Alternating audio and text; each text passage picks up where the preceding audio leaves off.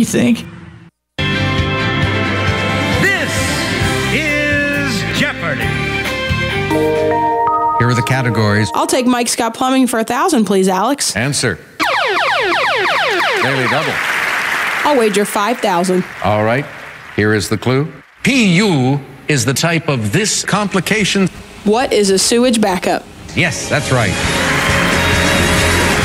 It's all fun and games until something happens to you, like a septic system failure or a clogged drain or line, leaving you saying PU. But not to worry, Mike Scott Plumbing is there to get you out of that jeopardy and back on track. And they don't charge extra for nights, weekends, or holidays. From septic pumping to lawn irrigation to high-efficiency water heaters. At Mike Scott Plumbing, if water runs through it, we do it. Stop by one of the newly renovated showrooms in Hernando or Wildwood, or call today, 237-2888. That's 237-2888. Mike Scott.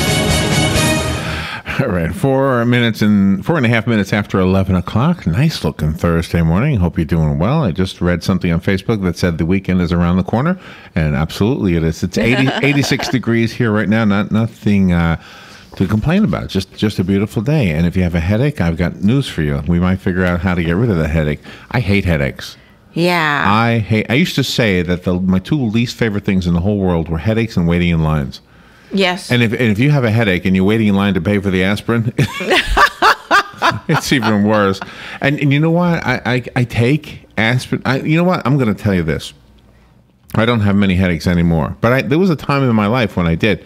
I mean, debilitating headaches. Hey, how you doing out there? Good to see you. Yeah, muscle man. But anyway, and I would take like aspirin, and then I would try to be honest with myself. Is it working? I don't think it's really working, Or then I would try acetaminophen, like Tylenol or ibuprofen, and those two things, the non-aspirin aspirins, whatever, the non-aspirin painkillers, would make me ill. I would feel bad, just feel like sluggish or something. It's hard to explain what it was. Somebody told me that it hurts your liver, so yeah, I try to stay away. And aspirin hurts your stomach, and then every once in a while you hear an acupuncturist squeeze your earlobe, yes, or squeeze the spot between your thumb and your index finger, yes. And I tried everything.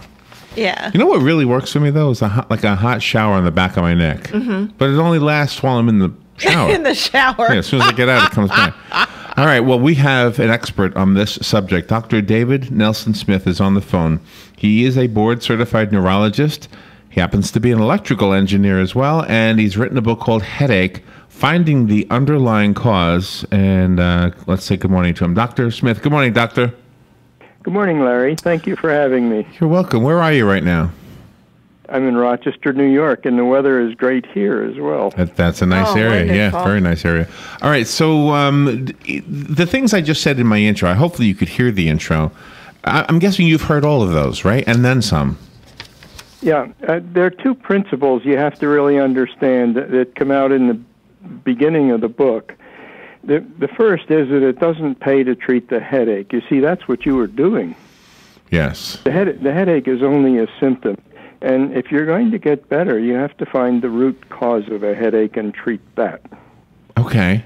Well, how do you know what the root cause is, though? Well, you have to find it. That takes some searching. The most common root cause of headache is migraine or one of the migraine variants. And what people, when they say migraine, they say, oh, I get it because I'm dehydrated or the fluorescent lights or it's some trigger I ate. And most of those things are not strong activators for the migraine. There are other things that are very strong. Like what? Exhaustion, strong emotions, and changes in female hormones. Those are the strongest things that activate migraine. Well, the third one I don't have to worry about. That doesn't apply to me. Sure. Robin's daughter has headaches, right? Yes, she does. Yeah, she's had them since she was like 14. Migraines, real bad. So how? So you know what? But every time, I mean, there are so many things people. You know what's a nutty one? Somebody told me, and again, it's going to be the. Okay, you're not going to like this, but somebody told me drink the juice from a pickle jar. Have you ever heard that? No. No. Well, let me tell you something. First of all, it tastes terrible, and second of all, it didn't do anything for the headache. But right. Okay, I'm going to tell you one thing that happens to me. Not always, and really not often anymore. But I went through a stage, I guess, where I had a lot of headaches, and I would sometimes feel that I had a fever. I didn't have a thermometer, didn't check it, but I had the sense that I did it. So I would lay down, kind of take a nap, and sometimes that would make a big difference. Yeah, you can get a lot of symptoms like fever, a little elevation in your body temperature with migraine. But if you're getting a fever, you need to look at other things. There could be an infectious process behind the headache, So you don't just want to... You talk about the herpes virus in your book, Yeah. and that was pretty eye-opening. Yes, it is. The reason I put that case in, this was a lady who was a psychotherapist and had gone 2 years with headaches that nobody could fix. Some of the best people had seen her in town. And it was very obvious from the beginning that she got cold sores a great deal from the time she was a kid. Oh, wow. And, Doctor, first of all, let me apologize. It sounds like there's a delay in when we say something and when we hear you, so I don't want you to think we're being rude speaking over you. It just seems to be the connection or something. But I also want to let you know that the phone is ringing, and that means that listeners are wanting to talk to you. Are you okay with taking calls from listeners? Oh, I love calls. Okay, good. Let me just reintroduce for those just tuning in. And if you're interested in finding out about headaches, there's a book Dr. David Nelson Smith has written. It's called Headache, Finding the Underlying Cause. That's the focal point of this interview. So let's take a call. And by the way, if you don't know the number and you'd like to call, it's 622-9622. That's the WOCA Climate Control Source Hotline. Good morning. Thank you for waiting and for calling. You're on the air with Dr. David Smith. Good morning. This morning about 5:30, I woke up with the start of a migraine, and right now it's pounding migraine. And I seem to get these worse when we have fronts coming in. Now, everybody I've talked to said this afternoon we're supposed to get a lot of rain, that in Florida there's a front coming. We're up in Gainesville, Ocala, and this afternoon we're supposed to get some heavy rains. Is there something you can do for this type of weather? It seems that that's when my fronts are my headaches are worse, is when we get the fronts coming. Whether it's a hurricane, a blizzard that comes up the coast and hits, in December, or whether it's a hurricane that's coming through, and they last until the storm, this high pressure, is out of here. So I'll get off and listen. Okay. Thanks. I've never found a way to change the weather. But what I find is that people come in the office and say, I know what the cause is, Doc. It's the fluorescent lights, or it's when I eat peanuts or something like that. And certainly those things do aggravate migraine, which is the most common headache. But the most important thing for you is to find out exactly why you get the headache. Sometime, a person will come in and say, I know it's the weather or whatnot, but it's really, in the end, it proves out to be the fact that their marriage is on the rocks. If you're getting migraine, the two most common factors in my experience are exhaustion and strong emotions. And I would look at those things first. Exhaustion and strong emotions. But she seems to be able to, she notices the connection between the weather and her headaches. Do you think we have an emotional reaction to weather? No.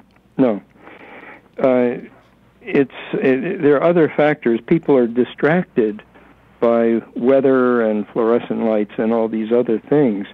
And what it does, it takes their attention away from the fact that they don't get restorative sleep, for example, or they work 2 jobs and they're sleep deprived, or they're stressed all the time because of something going on at home or at work or something like that.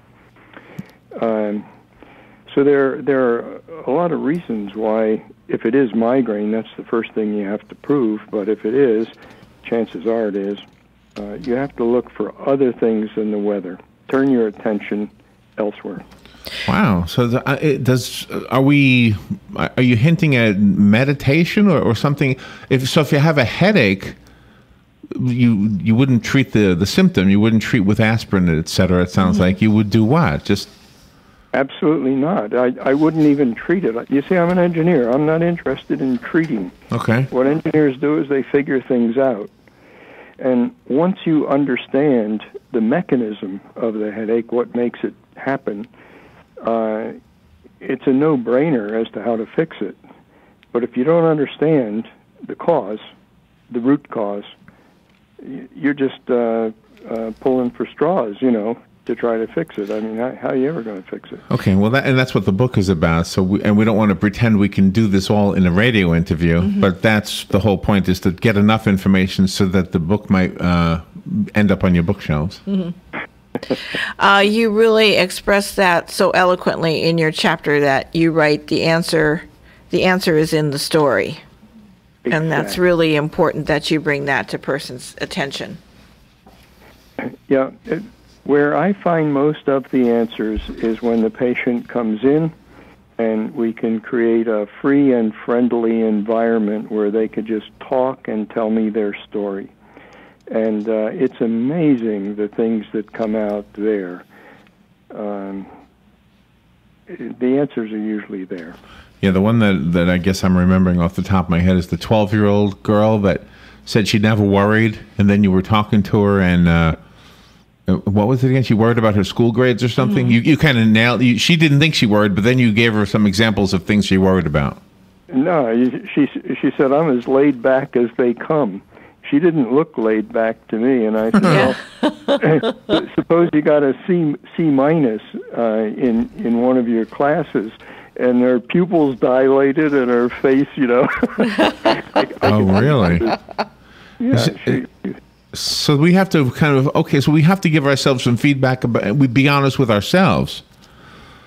So next time I get a headache, I got to do Yeah, you got to. What the heck am I thinking about? Self-diagnose. I mean, I can get the being tired part because that the nature of doing a morning radio show, you have to get up super early, and sometimes you have no choice but to stay up later than you really should.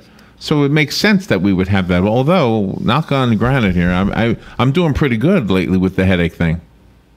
Yeah, the point is that some people have inherit a high susceptibility to migraine, and some people are not susceptible at all to them.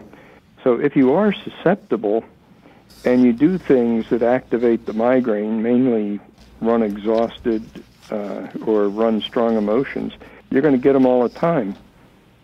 And even if you are susceptible and you somehow correct those problems, you can be headache-free. And you do talk about that gamut of emotions in your book with different scenarios about from the very beginning to the end where you have to have the forgiving process. Absolutely. The way we live life, being grateful for what we have, has an enormous influence on how we feel. So if a person goes around all day and they feel victimized by everything, how can they feel anything but angry and anxious and depressed? You see? Mm-hmm. Do we need to make exception to the things you're saying, though? Are there physical causes of headaches also that might be in the minority, but still they are out there? And they can be very serious, like the lady with cold sores, herpes simplex virus, that caused her headache, The doctors didn't tumble onto that, and she went 2 years with these headaches not getting better. That's absolutely true. You can't just assume it's migraine or assume it's some kind of benign headache. You have to figure it out. Could be a tumor or something, right? Yep. But the book in general, a person's headache, what exactly hurts in a headache? It feels like it's your brain, but it's not your brain, right? What is it? Well, the best way to understand that is that you have a special set of nerves in your head and neck that are designed to punish you if you injure your head, if you traumatize your head, because your brain is extremely sensitive And that complex of nerves in the covering of your brain, the meninges in your scalp and your neck muscles and all that, are liable to produce this headache syndrome. Do you know, let me tell you a story. One time, this is going to maybe sound silly, but I went out to my car one morning, and I had left my windows open in my car. And as soon as I got into the car, I could smell it. A cat had gone in there and peed. I could smell that cat urine, okay? Mm-hmm. Oh, man, it was the worst smell. Yeah. I went right away to a car wash place and did what I needed to do to try to clean out the smell. And then I got one of these vials of oil, that have a scent to it to try to masquerade the cat pee smell. Sorry. That's okay. All right. Well, so anyway, I sprinkled it under the seats. I sprinkled it everywhere, right? Yeah. I really am convinced that the smell of that oil gave me a headache, because I was like, oh, it's worse. This is worse now than the cat. And the tension. Yeah. Well, that's certainly an imaginative story. I've never heard that. So you don't think? But if I were to tell you, which I've told many people, that I know where my headache came from that week, because it eventually went away.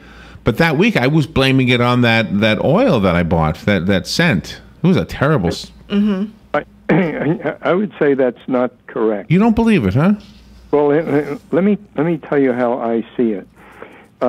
Certainly, there's no question that light, flashing light, bright light, heat, strong smells, loud noise, all those things aggravate migraine. But what I'm saying in the book is that they're weak factors, they're weak activators.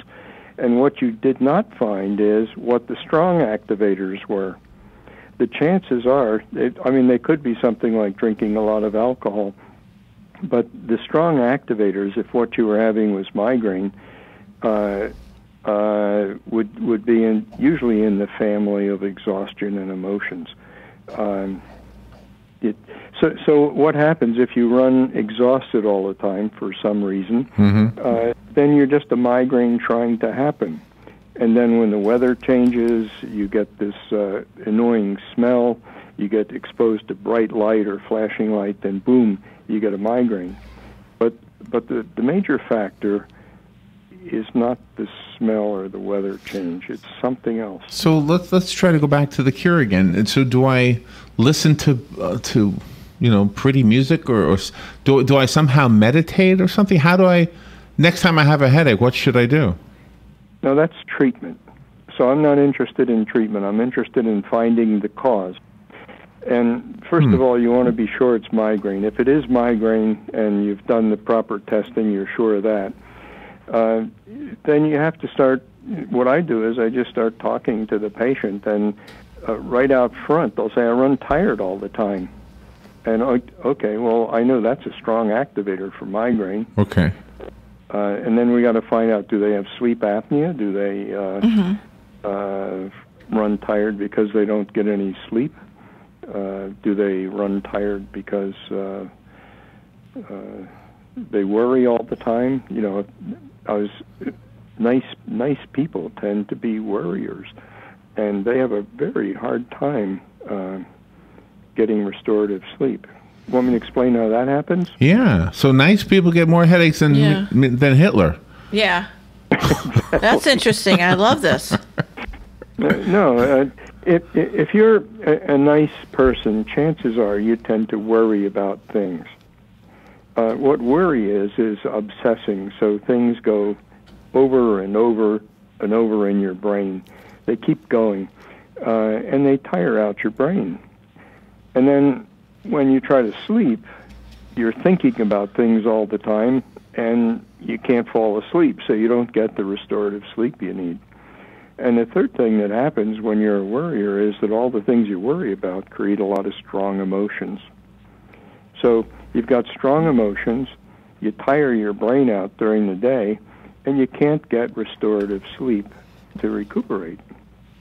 And so a not-so-nice person really doesn't care about other people, right? And therefore he's not worried about anybody, and he's falling asleep, no problem. Right, exactly.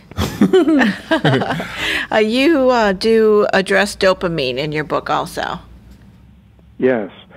That was a very unusual case. This was a fellow who was chronically angry. He came to see me not for that, but for the headaches he was having all the time, which were migraine. And I couldn't figure him out.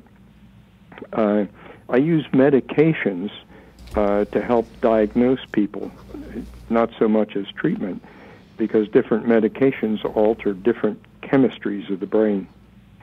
But in the frontal lobe, there are dopamine circuits that, when they work in a very powerful way, create an aggressive kind of person. And some people are born with potent frontal dopamine circuits, and they tend to be more assertive and aggressive. And what I did with this fellow is to give him a medication, Haldol, that turned down frontal dopamine, and it was like magic. Oh, wow. That's a very unusual case.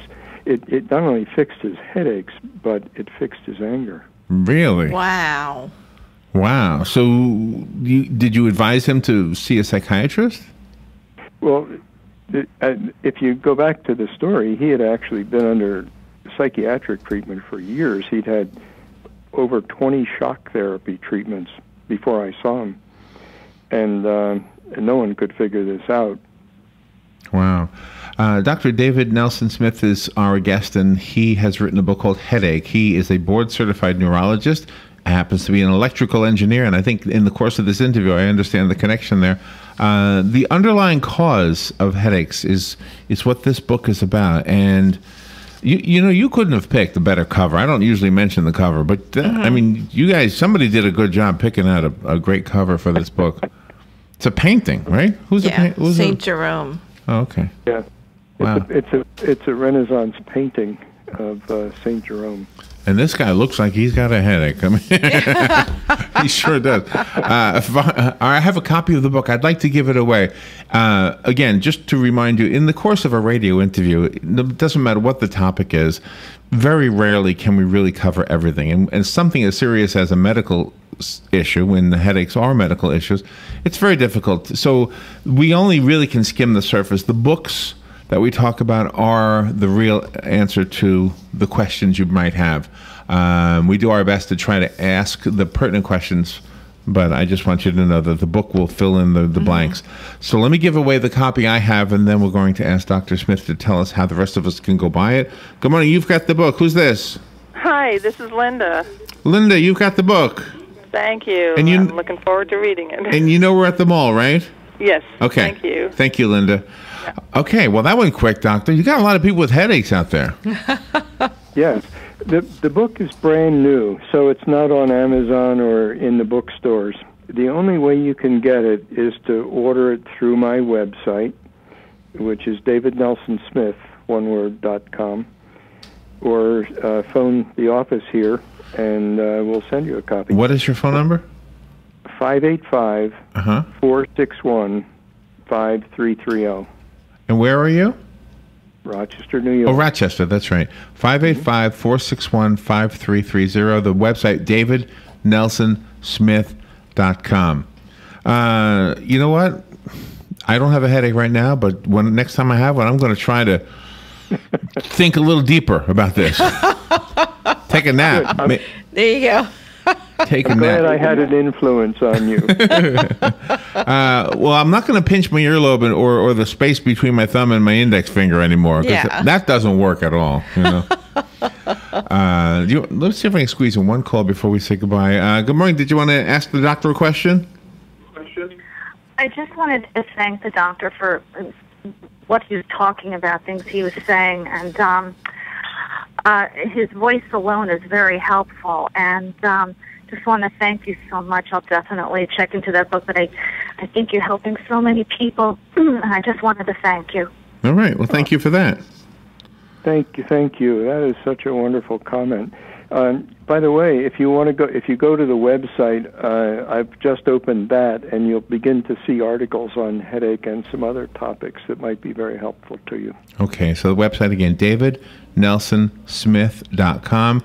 The phone number, if you want to call Dr. Smith, is in Rochester, New York, 585-461-5330. The book is called Headache, Finding the Underlying Cause. And if nothing else, don't put this book in the bookshelf the way you normally do. Make it facing outward, because it's a work of art, really. It is. It truly is. David, thank you. Thank you for being on the air with us today. Thank you, Larry, and thank you, Robin. It's an honor. That was a great interview. All right, we will be right back.